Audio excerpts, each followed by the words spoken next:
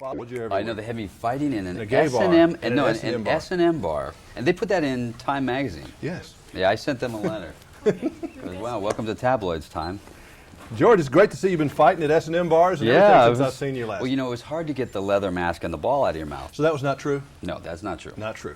No, I had a little scene at a bar once with some guy named Robin, who was a photographer, who followed me into the men's room, tried to take a picture of me while I was going to the bathroom. So I took his camera away, and the police came and arrested him. Oh man. The latest tabloid thing is they've got you installing a sprinkler in your front yard that you can operate from inside the house that cuts on, and you can get tourists wet when they come into your yard. Well, I hadn't thought of that, but I kind of like it. I'm not kidding. That was in there Really? this week. Yes. Are you kidding? I'm not kidding. I You like can't make it. this stuff up. You know, I'm I going to said start George getting my probably did ideas from there. I'm going to start using the tabloids to get my ideas. This movie is a lot. I think this was maybe the best thing you've done yet. It's a good I movie. really do. It moves. It's like Air Force One. Yeah, I and I really think love that's a it. good compliment. I think that's a great compliment. I tell you, anything Wolfgang Peterson does is, or Harrison Ford. This movie really is great. It's something I'm really proud of. It's a movie that I would go see. It's a movie that I like and enjoy, and we weren't surprised by it. It was just a lot. It was so much work, and you do it in such small pieces. You always probably found yourself running and jumping, though, don't you? Well, also what you find is, from the minute we got to New York, and we know there's a bomb in New York, there is a constant, drive, and we started shooting that first. So I knew early on, Mimi and I knew early on that we had to really drive this stuff, and it's hard when you start the movie to go, let's go. You're on 100 and you can back off a little bit, but that's pretty wild. You're at a point in your career now where a lot of people are around you saying how wonderful you are and that kind of thing. Do you have somebody around you who can tell you when you stink? Yeah, all my friends. Oh, your regular friends? Yeah. Will they do Let's it? leave my ex-wife out of this one.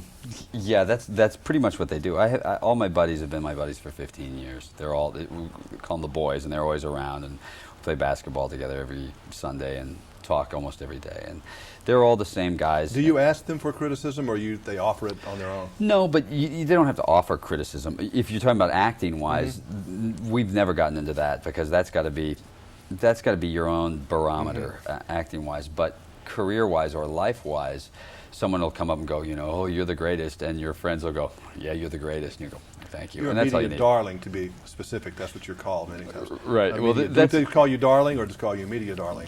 Well, all my friends just call me darling. Darling, I knew that. It's really important to keep that same group of people, because the minute you abandon that, you do lose that kind of check and balance thing, and then you start to believe all of that stuff. With all this movie stuff, and it's a whole different deal than doing the television show, right? Sure. Yeah, completely different. Is it a little hard to go? Are you back and doing ER yet? Oh yeah, we've been back for 5 weeks now. So is that a little different, getting back into that groove? I tell you something. I actually thought it might be there for a minute, and then I walked on the set the first day, and we were all there, the whole cast. And it's home, I get out there and I'm standing there, and it's all my friends, and we're all sitting around laughing, and it's Tony and Noah and Eric, and we're all just having a great time again. It is where I love to work most, and where I like to be most of the time. And you can have somewhat of a normal life while you're doing that. While you're doing the show. It's it's tougher than any hour show, and hour shows are the trickiest of television, because you work the longest hours, and these are ridiculous hours. But they go by so fast, because we're doing so much dialogue. We're doing all that medical stuff, so you spend the whole day learning medical techniques and stuff. Now that it's over, the Batman thing, where do you stand temperature-wise on that deal? Are you disappointed? You happy? You think it? Mixed, I suppose. I would imagine that Warner Brothers would think of it as a disappointment. For me, it did everything exactly that I thought or could have hoped for it to do.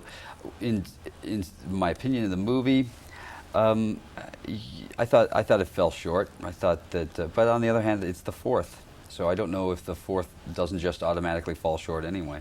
But it's a tough call for me. But you can't take credit for that movie if it was even more successful, and you really can't take blame for that movie. I don't know that I can't take blame for the movie failing. I don't know that that's true. Because Batman doesn't have much to do in the Batman movies. No, he doesn't. Which is weird. That's true, but when I watch the movie, I look at it and I go, well, all right, it didn't work on certain levels. It worked okay. It's a $110 million flop. It's made $220 million worldwide, and it's a flop. It's not a flop. But it is in a way, because it's certainly less than all the other movies made.